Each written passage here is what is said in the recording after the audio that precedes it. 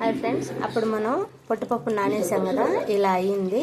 ఇప్పుడు వాష్ చేసుకుందాము. ఇలా వాష్ చేసాము.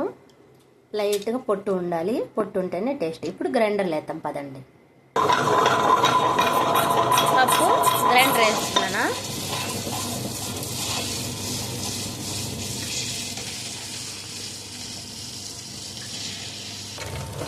గ్రైండర్ అవుతా ఉంది.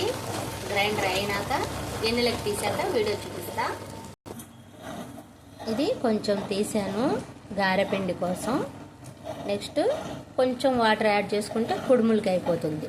చూపిస్తా అది కూడా. ఇది కుడుములకి తీసానమాట. ఇందాక గారె కోసం తీసా. మనం లేదు అదే పిండిలోనే కొంచెం వాటర్ పోసుకోవచ్చు. నేనేం చేశానంటే గారె వరకు పిండి వడలకి తీసుకొని మిగిలిన పిండిల గ్రైండర్లో కొంచెం వాటర్ వేస్తే ఇలా వస్తుంది. Okay, bye.